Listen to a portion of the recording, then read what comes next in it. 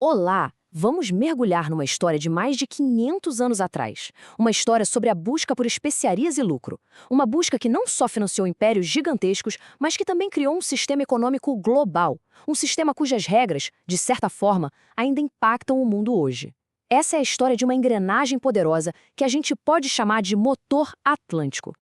E olha, tudo começa com uma necessidade quase desesperadora. Pensa só. No século XV, produtos que vinham do Oriente, como pimenta, cravo, essas coisas, valiam uma fortuna na Europa. O grande problema?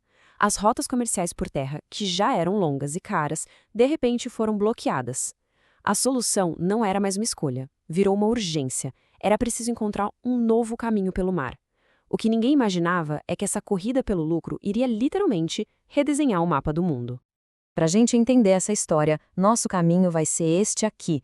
A gente começa com a faísca da necessidade, depois entende a estrutura política que bancou tudo isso, dá uma olhada nas regras econômicas do jogo, vê como elas foram aplicadas na prática no Atlântico e, por fim, quais foram os legados que esse sistema deixou para nós.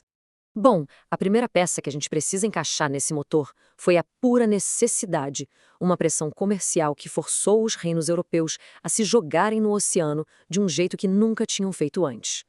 Aqui a gente vê na prática como uma crise pode ser um baita empurrão para a inovação. A queda de Constantinopla em 1453 foi o estopim. Com as rotas por terra fechadas, o preço das especiarias explodiu. Para as nações europeias, achar um caminho pelo mar deixou de ser uma aventura e passou a ser uma questão de sobrevivência econômica. A tecnologia para isso, como a bússola e o astrolábio, até já existia. O que faltava era urgência. E bem, essa urgência tinha acabado de chegar.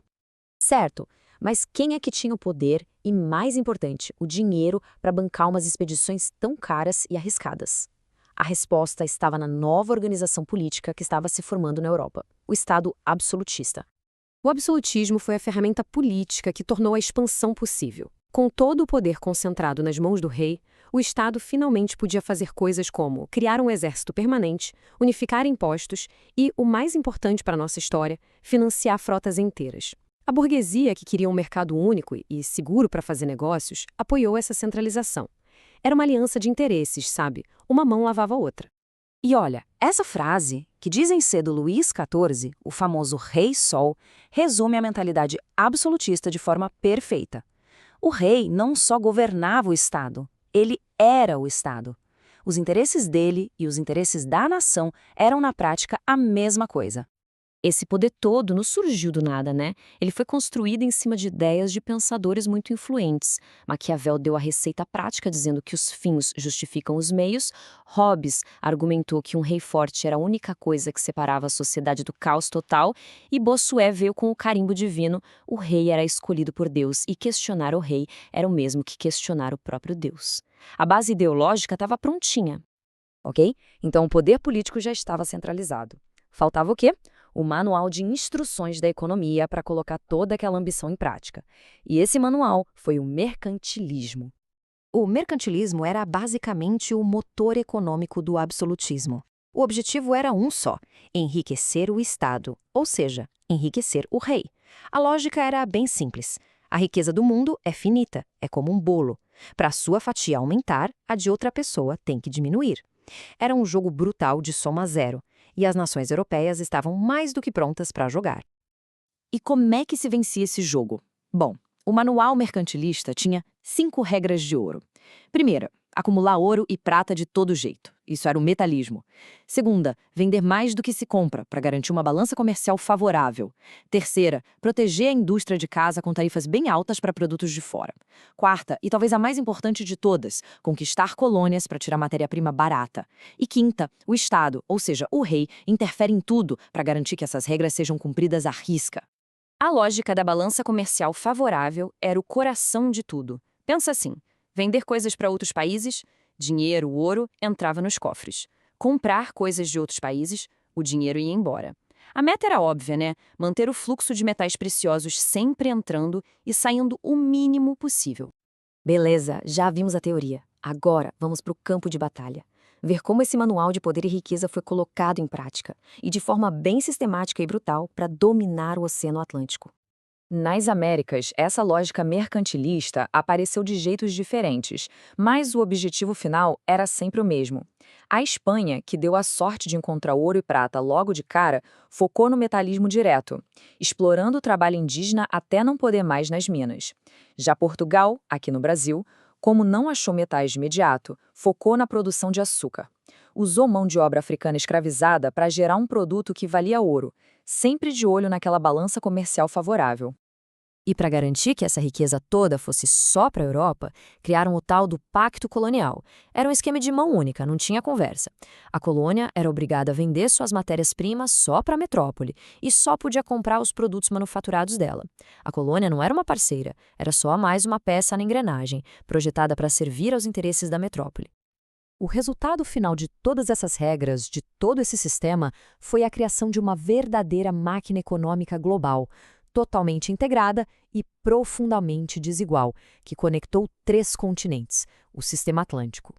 E o comércio triangular era o coração pulsante e cruel desse sistema. Funcionava assim. Navios saíam da Europa cheios de produtos manufaturados, como armas e tecidos. Na costa da África, trocavam essas mercadorias pela vida e pela liberdade de seres humanos. Esses africanos eram então levados à força em condições desumanas para as Américas, para trabalhar até a morte.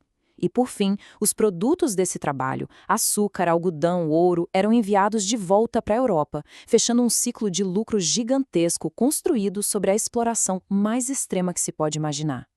A gente precisa ter dimensão do que isso significa em vidas humanas. Estima-se que cerca de 12 milhões de africanos foram sequestrados e forçados a fazer essa travessia. Isso não é só um número numa tela. Ele representa a base de trabalho forçado que sustentou toda a riqueza do sistema colonial. Sem essa violência, o motor atlântico simplesmente não teria funcionado. Pois é, e as consequências dessa era toda não ficaram lá no passado, não. Elas, na verdade, estabeleceram as fundações do mundo em que a gente vive hoje. O resultado foi uma divisão profunda e que dura até hoje. Para a Europa, significou uma acumulação de capital como nunca se tinha visto, o que financiou sua futura dominação econômica. Já para a África e para as Américas, significou séculos de exploração, de violência e a imposição de uma dependência econômica que atrapalha o desenvolvimento até hoje. E essa conexão histórica é importantíssima. O capital acumulado com açúcar, tabaco, metais, tudo produzido por trabalho escravizado, não ficou guardado em baús. Ele foi reinvestido na Europa, financiando bancos, grandes companhias e, finalmente, as fábricas da Revolução Industrial. A primeira fase do capitalismo, a comercial, foi o combustível direto da fase seguinte, a industrial. Isso tudo nos deixa com uma reflexão final, né? Será que aquela lógica de um centro rico que consome produtos industrializados e de periferias que fornecem matéria-prima barata, será que isso desapareceu por completo? Ou será que as estruturas de poder e as desigualdades criadas há 500 anos pelo motor atlântico só mudaram de nome, mas continuam, de alguma forma, moldando a economia global em que a gente vive?